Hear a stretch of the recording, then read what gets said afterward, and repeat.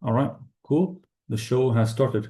بسم الله الرحمن الرحيم. ربي اشرح لي صدري ويسر لي أمري واحلل عقدة من لساني يفقه قولي. صدق الله العلي العظيم. اللهم صل على محمد وآل محمد الطيبين الطاهرين.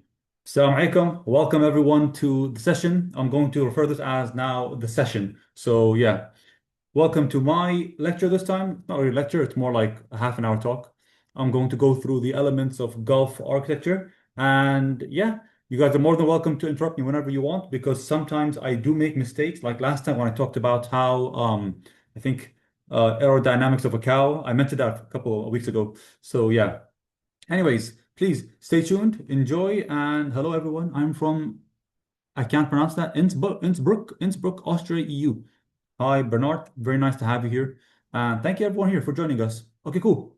Let us begin. Can everyone here see my mouse, by the way, just to be sure? My mouse is here. Everyone can see it. Thumbs up. Yes, no? Yeah. All right, cool. Thank you very much. Let us start then. So today's lecture is going to be about the elements of Gulf architecture. And the idea here is a lot of the Gulf has unfortunately forgotten most of its heritage, and that is very bad. It's very bad because we don't tend to talk about it all that much in university or at school. It's usually seen as a small pivot, a small place where you just stop by, look at it, and go. And it's something that is proving insignificant to our lives, which is very bad. Imagine a country with no culture, no heritage, no history, no traditions. It's not even a country, unfortunately. And over here are two ideas of what the future could be in the Gulf region, excuse me. The first one here is, I mean, people have referred to this as Neo-Byzantine. I don't really see it. It looks more like Arabian to me. So this could be our future if the Gulf locks in. If we lock in, and that actually means we just focus on what's important for us. If we focus on our future can look like this. Or your houses or apartments could look like this. This is unmistakably Islamic and primarily Gulf. You might even say Egyptian, Iraqi, maybe a bit of like, I don't know, maybe up in Jordan, but I don't think Jordan has the sea next to them. Or do they? They don't. So yeah, we will now proceed to the presentation. So if I do this. First things first, the geography. The Gulf has almost 8 countries bordering it, and going in a clockwise direction from Oman, we're going to see Oman, UAE, Saudi Arabia, Qatar, Bahrain, Kuwait, Iraq, and Iran. These are the countries that touch and have access to the Gulf. And from here, you can see a significant similarity between all these 8 countries. Yeah, this is the average day, the average summer day in the Gulf. Every single one of those countries are unbearable. You can put a pan outside on the street and cook your eggs on it. I just spilled some tea, whatever. So you can basically cook a lot of things in the street with today's temperature. And this is just on the average days. Sometimes in some parts of the world, it can get really, really, really hot. For example, if you look here in this part of Iraq and Iran, it's very, very hot. And I've heard sometimes it can get up to like 50 degrees. Kuwait is unbearable, Oman and UAE, every single country here faces extreme weather in the summer. And with that, it's surprising to see that a lot of the history in the Middle East spans 5,000 years, 7,000 years. Like the oldest cities in the Middle East is from Aleppo, it's from Damascus, it's parts of Iraq. I'm not too sure if there's any continuously inhabited ones. I might be mistaken, but I think there might be one or two in Iraq. So if we move on now, we can start to see how a lot of the Gulf managed to live for, a small period of their life. I'm coming from Bahrain. I'll give you basically the Bahraini point of view. In Bahrain, we are known for one thing and one thing only back then, and that is the palm trees. We were known for being the island of a million palm trees, the Garden of Eden, excuse me. We had a lot of greenery. And with the abundance of palm trees, we used it to build a lot of our houses. And those houses were referred to as Barasti. Okay, so look at this. This is Bahrain. This is Adari Spring. and it's relatively still here. Most of these this plantation and groves are still here in Bahrain, and it's similar to all the other parts in the Gulf. Most of our houses were pretty primitive, like the Greeks, like the Romans. All of them started using wood.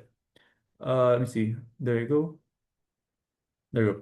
So a lot of us started using palm trees and their fibers and whatnot to build houses. By the way, palm trees are extremely terrible for building, but we managed to make it work anyways. And this is what the average house, whether you're in the UAE, in Qatar, in Oman, in Iraq, anywhere you are, next to the Persian Gulf, this is what your house would look like.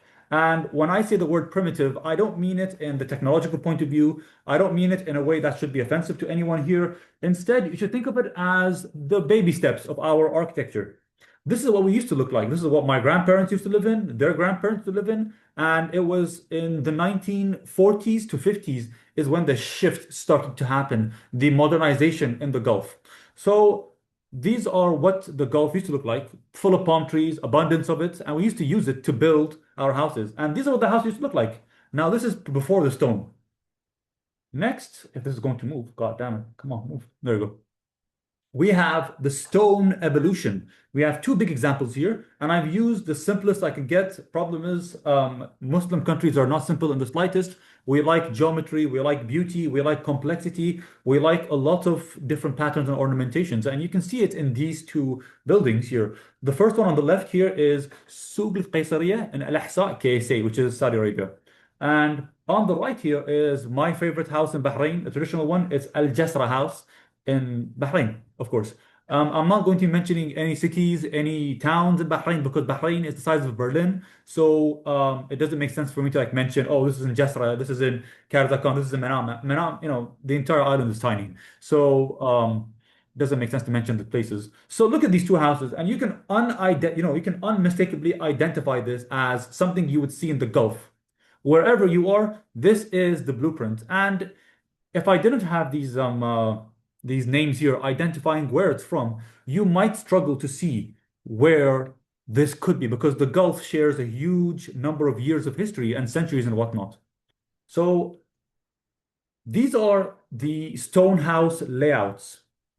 And you can start to see there is a huge, huge part of these houses. First things first, and it's always in every single hot country, whether you're in the Middle East, North Africa, parts of Pakistan and India, even Mesoamerica before the exchange with Columbus. You can see here that the courtyard played a huge role. That was the main method of ventilation. There is many more that I'm going to be mentioning in the future of this in this presentation. But you can see the courtyard, your life was around the courtyards. Your house and everything was faced inwards because in the Islamic faith, privacy for the woman is the most important thing ever. If there was no privacy, there is no point living in a house because women have to wear hijabs outside and inside the house, they should feel comfortable. The only thing is, in today's world, we don't build that way anymore, and that's because of different multitudes of reasons. First one being colonialism. When the Europeans came to primarily Bahrain, the Gulf, they told us that, well, number one, living in the same house as your parents is very barbaric, and having everything privated is so backwards. Like, why are you so scared to, scared to show? Why are you so private? Are you hiding something? And plus, it was seen as something political. We want to be able to see what you're doing in your house just to make sure you're not coming here and, the average Muhammad isn't going to go like, make rebellion and whatnot. So, okay, fair enough. But it makes no sense to go and follow the West when it comes to building. So this is the layout. Over here, I'll give you a second now.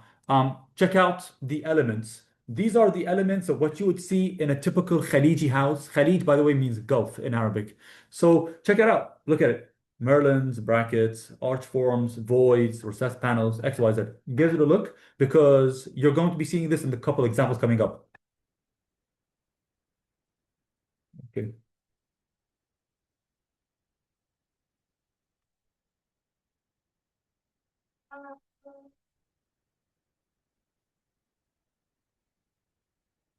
Okay. Now, before we continue, this book is Al-Muharrar Architecture by John Yarwork. If anyone's interested, at the end of the session, when we're done recording, I'll show you guys the book. Or actually, you know what? In my next presentations, I'll include the books next time. So at least if anyone is interested, we can give it to people basically. So, okay, here we go. Now we're going to start seeing the periods in Islamic architecture in Bahrain and that of specifically Bahrain, because unfortunately I wasn't able to find too much outside of Bahrain. Primarily, my focus is in Bahrain, but this could be applicable to the majority of the Gulf. So first things first, coming from approximately the 1850s, around the decline of the Ottomans and the Iraqis having a lot of influence within Bahrain and the Gulf, you can start to see their elements is very much shown here. Simple, not very richly ornated, understandable. You can see the inside. This is the inside of the room. This is the inside as well, and this is also inside. We have primarily recorded the inside because the outside was seen as just a flat wall. No ornamentation, very little if there was any, okay? And if we were to move forward now from the early period, we can get to the transitional period. This is when ornamentation takes a huge role in the culture. We start to show you different ideas and different identities. For example, you can start to see here a lot of merlons. You can start to see a lot of niches, a lot of recessed panels. The doors are having, what used to be a flat door now it's now becoming, full of panels and whatnot. You're getting some moldings over here, windows, and the houses start to have bigger windows on the outside and as well on the inside. But you start to see this is a transitional period. This is primarily an idea where we need to start finding where we come from. Because unfortunately, when it came to Bahrain and the majority of the Gulf, we stopped being nomadic recently as of 300 to 200 years ago. So imagine if you're a nomadic person who was used to traveling as a Bedouin, you've now settled down. It doesn't make sense to come here and build tents anymore. You have to build actual stone houses because what's going to protect against the elements? Not the tent. The tent is seen as a temporary thing. You need to have something more private, something that can maybe close off the sounds, that exits the house and whatnot. And this is the transitional period. This is when the Bedouins and the nomadic people are starting to transfer into having permanent settlements. Next, we have my favorite, the middle period, and there are two parts to this. This is from the 1890s to the 1930s, so just before World War II. Okay, so this is unmistakably, I'm gonna say Bahraini, but it's actually you can see this everywhere. This is where the Gulf is starting to experiment now. Look at the Merlins over here. Look at how there are, the hierarchy here transfers from top to bottom. When you go from the bottom to the top, the further up you go, the more detailed it gets. And even from the sides to the center, that's another hierarchy. You can see here that the panels and the niches start to get more ornamental and more detailed as you go to the center. Because naturally, the eyes are always drawn upward and to the center. So look at this. Niches and a lot of, ornate stuff, parapets, doors. We're getting a sense of what the Gulf is going to look like, perhaps in the future. Now, this is part one. Arcade styles, perpendicular styles, there are different styles. Next one is the column manner and the smooth style. By the way, this is all very much self-explanatory. It's in the name. Column basically means you have columns 1, 2, 3, 4, 5, and it's basically arranged in a way that you can have beams everywhere and parapets everywhere. And it's very simple, not very, it's simple, but it looks beautiful. I will see examples very soon. Over here is seen as the smooth style. They would get a kind of plaster, be it lime plaster or a different plaster, and they would make sure that the walls are very much smooth. And from there, they can either add on or they can carve into it. Very, very thinly recessed panels. It's primarily decorative, but these ornamentations define us as people from the Khalij, from the Gulf. This is our identities. This is what my grandparents and my parents, this is what we grew up around. And this ultimately represents us as people, as Arabs, even as Persians, as even people from the Sham, the Levant, came towards the Gulf looking inside of work. A lot of the influences come towards the Gulf, and it's reflected in our architecture. Now, we're going back to this for a reason, because the elements of architecture here is always seen and always has a myth around modern architecture. Modernists always come and tell you, well, we can't build this way anymore. It doesn't make sense. It's too expensive. Maybe it's out of, it's not efficient anymore. And we're going to be dispelling these myths pretty soon, actually. But these are very much inexpensive. And it makes zero sense to me as an engineer and someone that's getting into cost analysis. Why can't we have beautiful buildings in the Gulf anymore? We are the richest we've ever been in human history, and especially that of the Gulf. The Gulf has a lot of oil money. You're telling me we can't build beautifully? Come on, that's outlandish to me. It's very, very much outlandish, and it's similar to other countries in the Gulf. I have made a budget matrix for anyone that comes here and says, it's primarily the modernists, by the way, that always say it's too expensive. So I have for you a budget matrix. So assume you're building a new house and you have two options, that of the modern and that of the traditional. Um, I tried to make this without being frustrated, but this is basically the outcome now. So let's say if your budget is X, if you were to just stick to the simple bare minimum, it would be a 1 or 2% increase in your budget, which is almost nothing. It's nothing. I don't have the exact dollar exchange in my mind or the euro exchange, but I'll give you an idea of what it is in the Bahrain dinars. So if you want to understand, if let's say your house is 150K, 1% of that is, I think, I do some math now. 150K of that, like basically 1,500 dinars, I think. Okay. So that's almost $4,000 difference in USD. So it makes no difference. Look at this. A wooden door, a simple wooden door with simple panels, smaller windows, because don't forget, the reason our houses are very expensive nowadays because we have custom panes and windows that go from the floor to the ceiling. That's very expensive. And every time you have a custom panel, it costs a lot of money. And by the way, don't forget, if only they can use our sand in the Gulf to make windows. No, they need a very specific kind of sand that you would find in Morocco and Australia and parts of Vietnam and parts of Thailand. These kind of things and sand specifically, that composition is very rare to find in the world. And people have sand mafias in Morocco. They have these things where, like, it's like a black market for sand. It's crazy. They go and they destroy beaches to make glass for people, and it's crazy. But if you have a smaller window, you can save a lot of money, a lot of money. Simple niches too. If we go back and actually, we'll actually see in forward, simple niches, just a square niche. It allows for a lot of ventilation and whatnot. Courtyards are also very much, it's included by default because it's the only way you can significantly, cool down a house. Now, this is excluding limestone. If we were to use limestone, you would be over here in the I hate my kidneys level. But in the no difference level, concrete is basically the automatic assumed material. Now, moderately priced. The moderately priced usually has 5 to 10% increase in the budget. Okay. Staining windows are very, very, like, glass and having it stained is very expensive. Back then, it used to be very expensive, but with today's technology, we can probably do it to a good level, but still, a stained window is slightly more expensive than a normal window, a clear window. Niches, once again. So if you have a simple niche, just a square, and you have maybe another niche that's very much ornamented, like for example, like this. If we go back, excuse me, no, this is ruining it. No, no, no, go back, go back.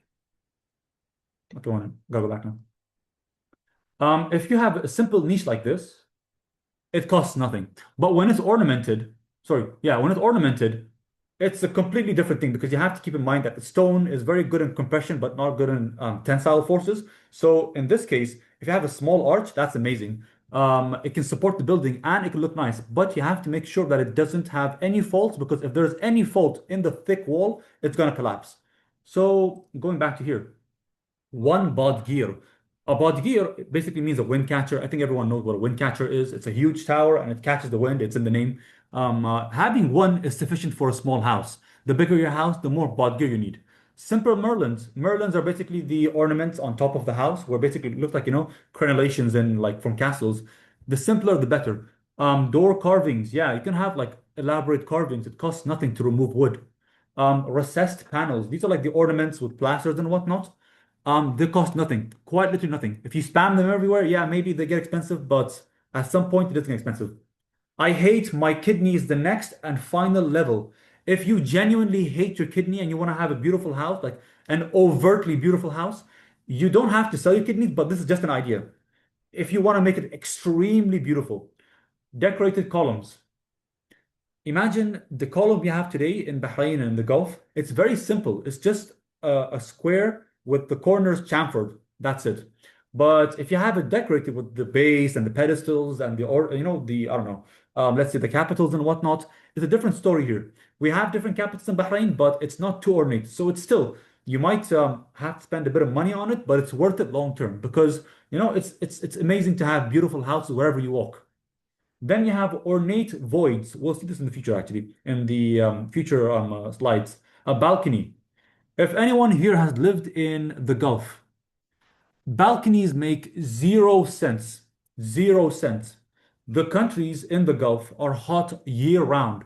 Why do you want to sit I have a balcony right now actually, and I've never sat in it. I've never sat in it. I don't hang out there. No one hang outs there. Nobody, nobody. But who hang outs there? Dust. Dust. That's it. There is no shade. It makes no sense to have it. And it's just a headache. It makes no sense to maintain something I don't use. Imagine, like, if your wife buys makeup that she doesn't use. Crazy. That's absolutely crazy. Maybe that's a, a very, very specific example. But, get the idea here. So the only time a balcony makes sense in Bahrain is when it's facing inside or it's shaded the entire way. So you'll see an example in the future. Complicated arches. So imagine an arch is usually semicircular, but if you want to make it pointed, that has an extra cost to it. In Bahrain, we tend to have pillars like this.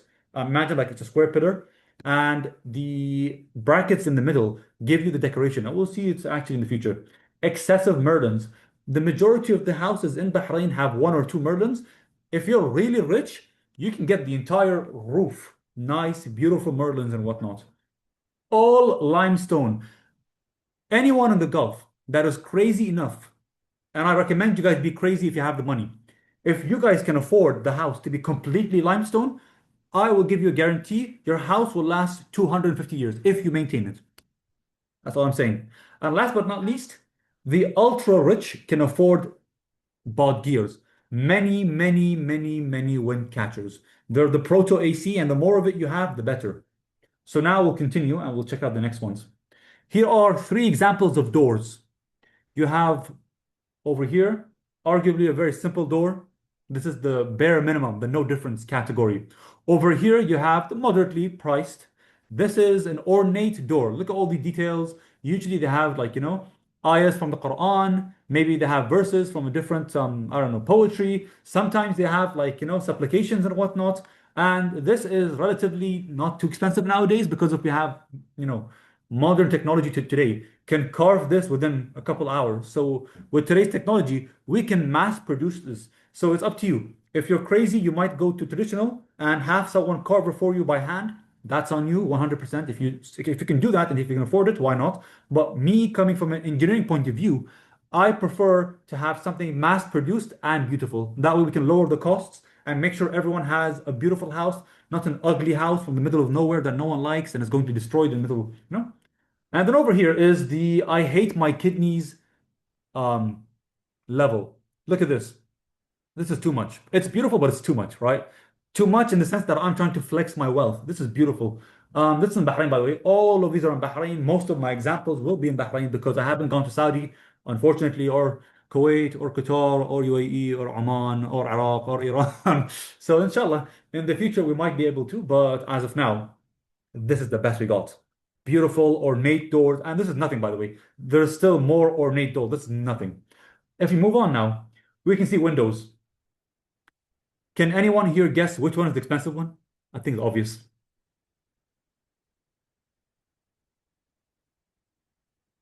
Go ahead.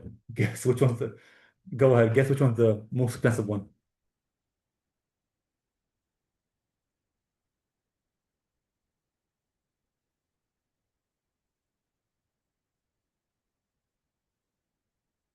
All right. If you get glass plus steel left, yeah, you'd think so. You'd think so. It's not expensive. The metal is very much abundant. The wood is also very much abundant. It's this that's very expensive, not the wood. It's this. This is something we inherited from the Indians when we had the Indians come to Bahrain. The stained ornate glass panels are extremely expensive back then. With today's technology, we can probably do this pretty well, but oh my God, this is so beautiful and also expensive, but this is still equivalent to this stained windows. It's still beautiful, right? You can go simple like this here, simple, very, very simple, or you can go like this with metal and whatnot, or you can go bougie, you can go expensive and do it like this. Have a story, like let your window speak. If your window speaks a story, this is amazing, right? So you can start to see there's a theme here. The more ornate something is, the more expensive it is. But it's not as expensive as modernist building. We'll go over that soon. Next, we have, excuse me, niches. So what's the point of a niche? The first point is it allows for a lot of ventilation. So imagine if you have a flat wall like this, the air just goes up the wall and doesn't do much, okay? There's no airflow. The air stays still. But when there's a small gap in that wall, the air is forced to go in and out, and that allows for more ventilation. Now, the men on this session will not be able to relate to the women in the session. The women, poor them, they're always hot or they're always cold. Us men, we have very normal hormones, but women, their hormones change every 2 minutes. And with that change of hormones, their temperature internally changes too. So imagine being a woman in Bahrain or in anywhere else in the Gulf. It is unbearable. So if you have no niches, no courtyard, no cooling, they're not going to be able to, survive. And that's the woman speaking. Men can wear shorts, we can wear tank tops, women can't. In our culture, they can't. For some reason, I have no idea. But most of them decide not to wear tank tops. I don't blame them. Their beautiful dresses are very nice. I don't blame them. It is keeping to tradition. But I feel bad for them because they can't survive in houses with, the AC. But imagine if you built for the climate, you don't have to pay too much money for the AC, like I am right now, actually. Like I am right now. So you would find niches inside and outside. For example, over here, this is the inside of the house with niches. You would put, your, I don't know, coffee mug here or your qahwa or maybe a book, a Quran, maybe, I don't know, maybe a clink, whatever, a trinket and whatnot. And then this is the outside. This is purely decorative. It's here to show, look at me, I'm so cultured, I'm so beautiful, look at me. This stops your eyes and it makes you look at it. And it makes you, it stops your eyes. You look at it, you understand it. You're like, oh, look at this. This is a beautiful niche. I can appreciate this. It's a work of art. I'm sure the craftsman had a great taste. Amazing, amazing, amazing. And then over here, you can see a mixture of both this and this. This is a practical niche. This is a decorative niche. Over here, it's both. Over here, you have a deep niche for air ventilation. Over here, you have a decorative element. Where is it? Over here, you don't have to do this, but they did it anyways. And by the way, if you can see, this is slightly recessed at an angle. So imagine the walls, they have a small recessed angle to allow any of the heat to leave the building. So usually it's built with the angle facing outward so the hot air can go up and leave the building. So that's another way of having ventilation. If you don't have money for the bought gear, you can have it this way. Now look at this. This is, it has many, many different names. A recessed panel, a void. I've heard some very difficult Arabic names. I'm not going to mention them. Honestly, it's very confusing. I'm going to refer to these as primarily voids. This is purely decorative. It's so beautiful. Look at this. And by the way, there are millions and millions and millions of different patterns, and each one of these patterns have their own name. So imagine keeping up with them is crazy, but oh my God, this is so stunning. So this is one example. This is a simple one. This is a simple design. Doesn't cost too much. It costs almost nothing, to be honest. This is when you start to have plaster added to it. You start to have maybe deeper grooves. And then the I hate my kidney level is the next one. Take a moment, knock yourself out, check this out. Wow. So what I'm assuming happened here is the man came, he looked at the catalog and said, I want every single one of them in this goddamn building. And he did it. And he did it pretty well, actually. Look at this. So beautiful. So wow, wow, wow, wow. I've been here 7 times, and whenever I come to this house, this is, by the way, Sayadi's house in Bahrain, Sayadi's house. Oh my God, this is so breathtaking. And we haven't even seen the roof yet. I'm going to be talking about the ceiling very soon, actually. So look at this. Imagine if you woke up every single day and you had these stained windows and these ornaments and then this ornament and wow, wow, wow, wow, wow. You would never want to leave the house because your house has become an artwork. It's become basically your art house. And anytime you have a guest, they're gonna be like, wow, this is amazing. But by the way, we can go back actually. This is also impressive because this is, I think, in Khalaf House in Bahrain. And this is spammed everywhere too. Not to the level of the other one, like this one here. But you can be moderate with them. Having one or two here and there is, it does the job. It's beautiful.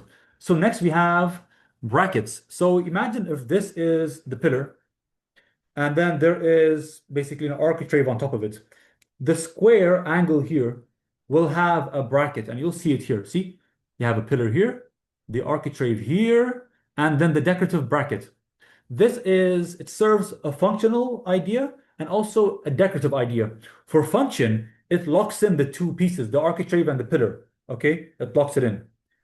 For the decorative, wow, it just looks beautiful. And when something looks beautiful, people stop and admire it. This is also, by the way, this is all in Bahrain. Sorry, guys. Once again, I haven't traveled too much outside Bahrain, so unfortunately, I haven't any examples outside of it. I'll give you a primarily Bahrain example. So look at this.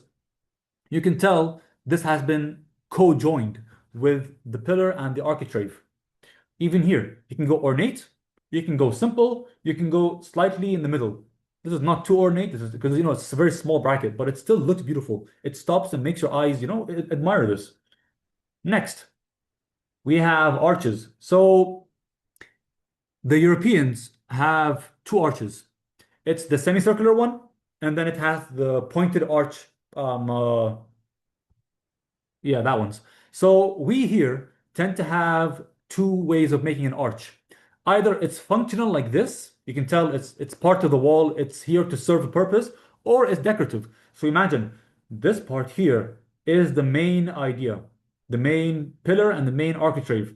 And then in between you have plaster or it's just added on as decoration. But look at it. It fools the eye into thinking this is supporting the building. And then over here, it's the same thing. It's just plaster.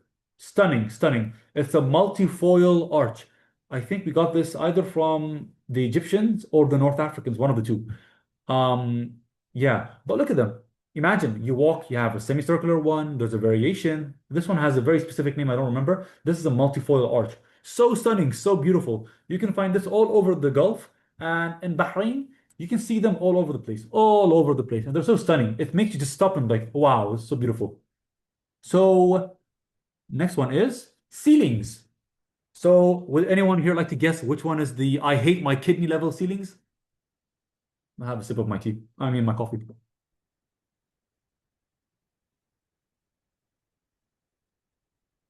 Go ahead, guys.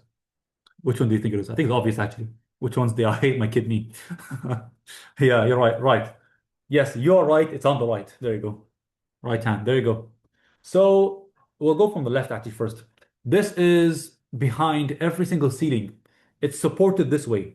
You would have crisscross applesauce looking fibers and whatnot, and you would have the main wood, which is usually either teak wood from India or mangrove from Bahrain or parts of I think East Africa. So this is the bare minimum. This costs literally nothing. It's just bamboo and teak wood and mangrove. It's nothing. Wood nowadays is very much it's plentiful. Everyone can get it through shipping. I bet if you go on Temu, actually, you can get it, no problem. And then here is basically the other idea. I'm going to just paint my ceiling blue and it still looks beautiful with all these beautiful three ornate designs. It's very simple. It's very understandable. I can tell this is Bahrain and whatnot. Look at this. Wow. Beautiful. Imagine like going for a nap and this is what you see. Amazing. Amazing, amazing, amazing, amazing.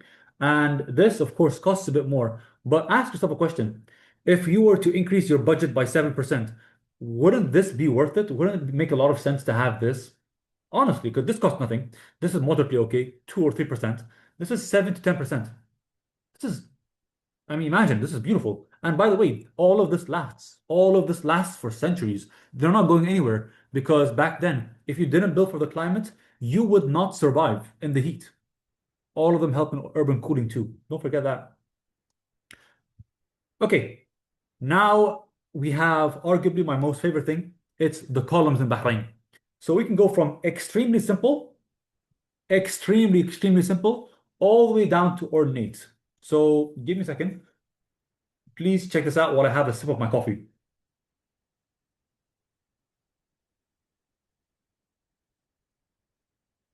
My coffee is Yemeni, and they got us. Wow, these Yemenis have it sorted.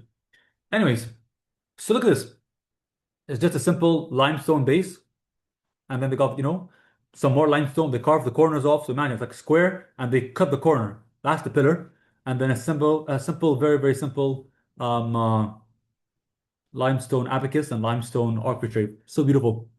And then with the same material, same height, everything, you can make the base slightly smaller, make it slightly round, and then have this. This is supposed to represent kind of leaves. If you've been to Alhambra, you can see this. Usually in Alhambra, they have this flaring out like a leaf, but in Bahrain, we've decided to keep it very simple, and it looks nice. It's very beautiful. Over here is one of the bigger arches, and this is, very beautiful. Very simple, but still beautiful. With its simplicity, it can remain extremely stunning. And this is what I found outside of traditional mosque in Manama, Bahrain. Oh my God, this is so stunning.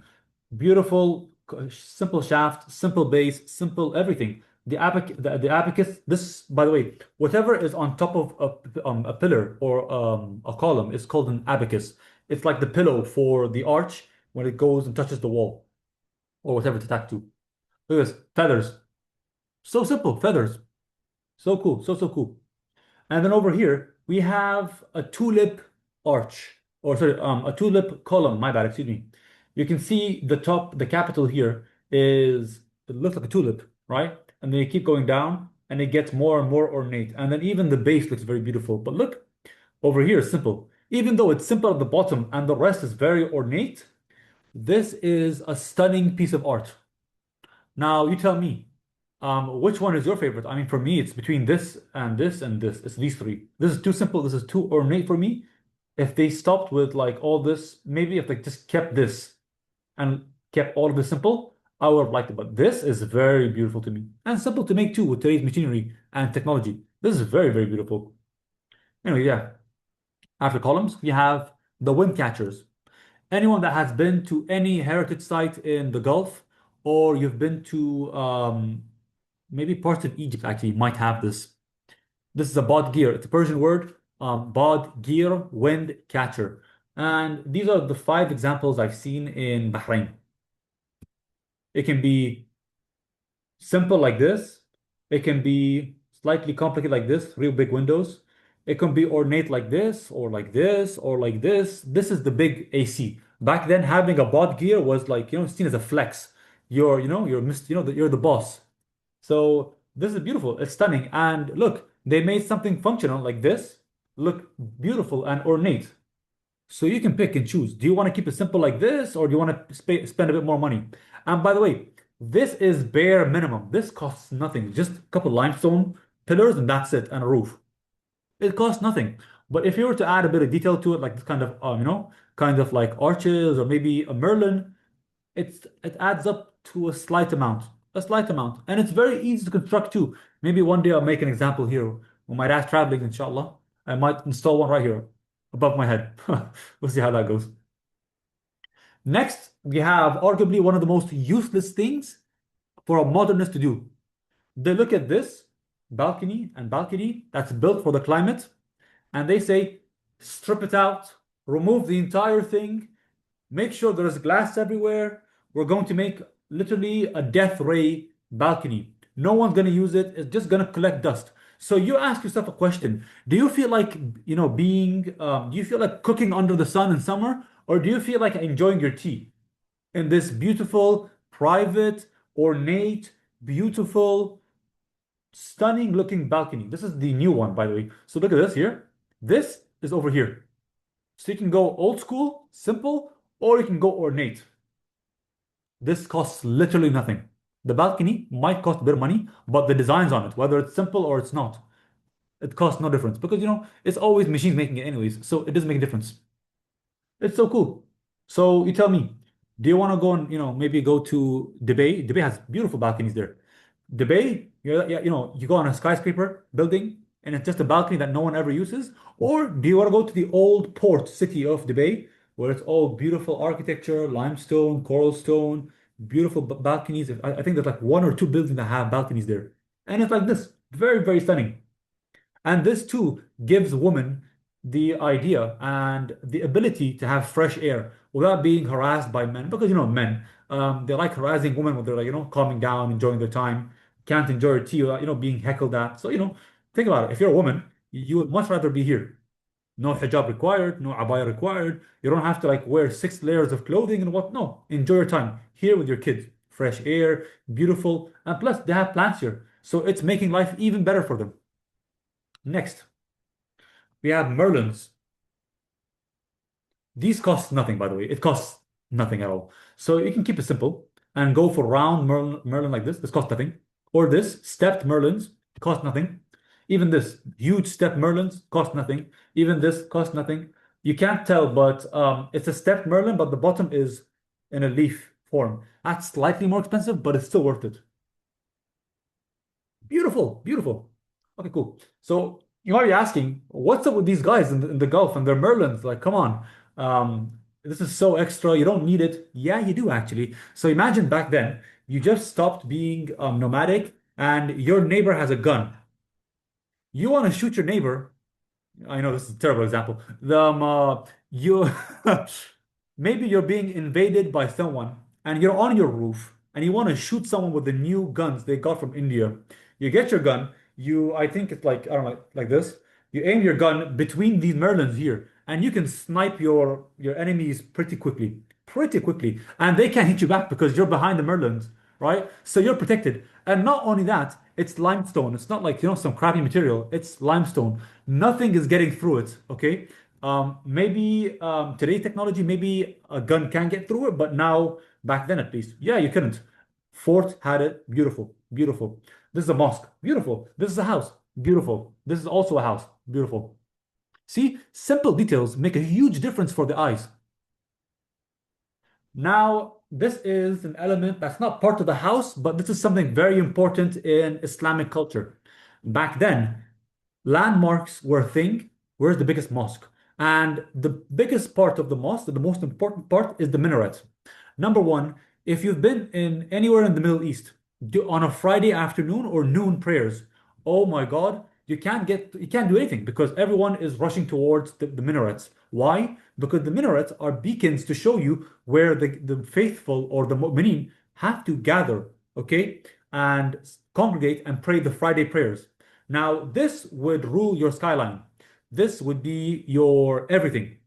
If it's time for prayer, you go to the mosque. Where's the mosque? I look up. There you go. There it is.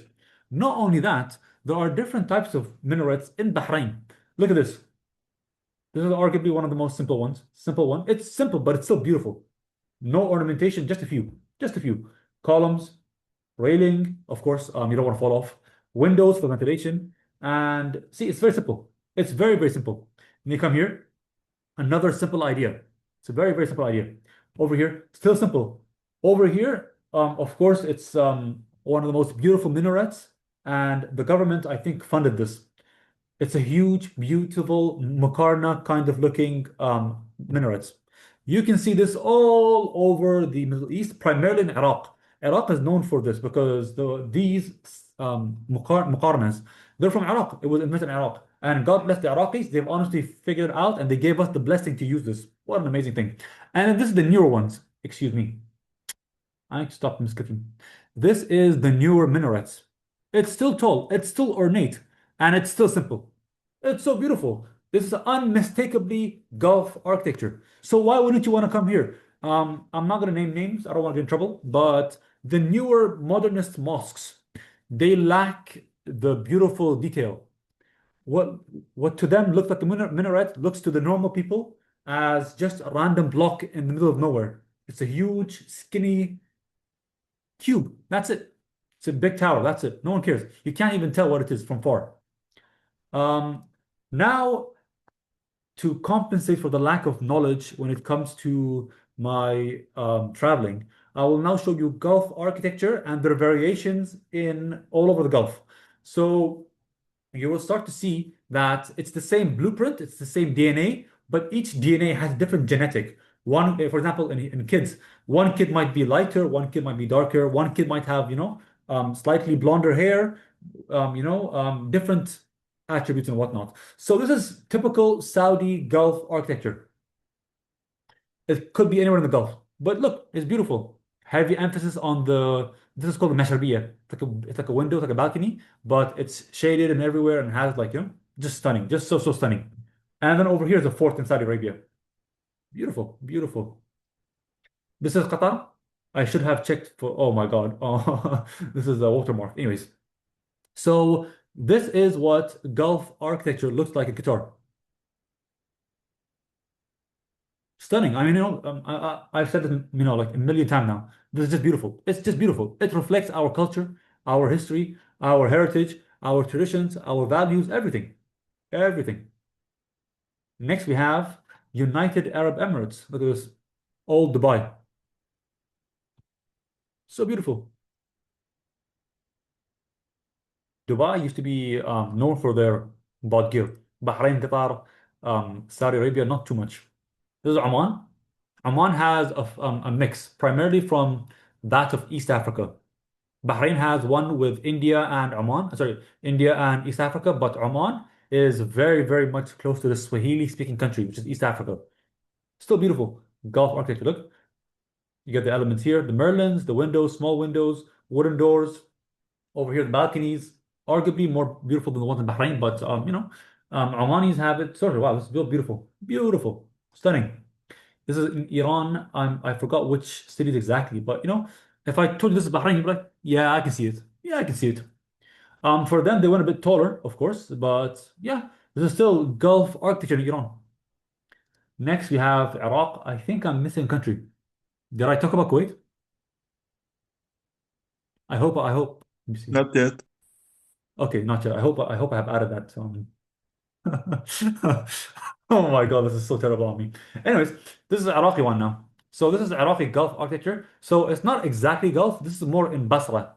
Basra is it's very close to the Persian Gulf. So you can see this. And it's very similar to that of Bahrain, Saudi, Oman. It's beautiful, absolutely stunning. I hope I've included I'm so sorry to anyone here that's Kuwaiti. I'm extremely sorry. I have not included anything for Kuwait. So if you guys want, after the session, we'll look up some traditional Kuwaiti architecture just to make sure that, I'm not excluding Kuwait. I love Kuwait. Kuwait has one of the most beautiful, the best food there in the Gulf. That's amazing. So this is the future for us. This is today and tomorrow. Today, we have to build for our culture, our heritage. And what I'm showing before you here is Souq Waqif in Qatar. This is built very recently. I think this is built in the 2000s. This is Souq al-Baraha in Bahrain. This is built, I think, 3 years ago, 4 years ago. These are all relatively new, relatively new. And these two projects, among many, many, many other projects, show you that we can build for the climate, we can build for the people, we can build for the traditions and everything. We can build for our heritage without giving in to the West or the East. Okay? we can make sure we can make sure that our integrity, our heritage is preserved. Because when a modernist comes to Bahrain, they're looking at this and thinking, oh, that's back then when you guys were poor, when you guys used to have deserts and used to be nomadic. But look at this. A bunch of nomadic Bedouins built all of this within a couple of years. Not bad. This is amazing. This is frankly the most beautiful we can get. Not only that, this has not been evolved. Imagine 200, 300 years ago, we stopped being nomadic in the Gulf. We stopped being nomadic and we primarily settled down. As we settle down, we have not evolved like the Europeans or the Chinese or the Egyptians or the Iraqis. I mean, imagine if you live in Europe, you have Greek, Roman, Romanesque, Gothic, Renaissance, Baroque, Rococo, Mannerist, Art Nouveau, arts and crafts, art with so many different evolutions of architecture. But because of our nomadic past, we didn't have the opportunity. But now we do with today's technology, with today's insights, with today's internet, and everything. We can definitely build this again. And these are living proofs. Once again, Suq al-Baraha in Bahrain, and this is Souq Waqif. Now, all they need right now is just a couple apartments on top. That's it. And you have a beautiful, walkable city built for the climate, built for the people. What more could you want? Let me see. Do I have any more slides? Nope, that's it. All right, cool. That is the end of the presentation. I will give everyone here the chance to ask a question if they have any questions. If not, we will proceed towards showing first and foremost Kuwait, and then after that, discussion, inshallah. Thank you very much.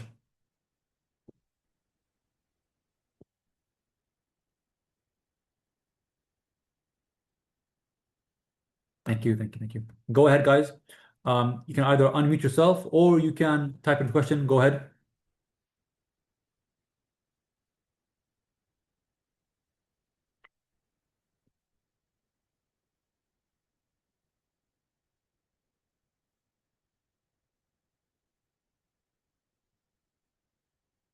All right, cool. So there are no questions, so I will stop recording right now, and that will be the end of the recording. Second, stop recording. Yes.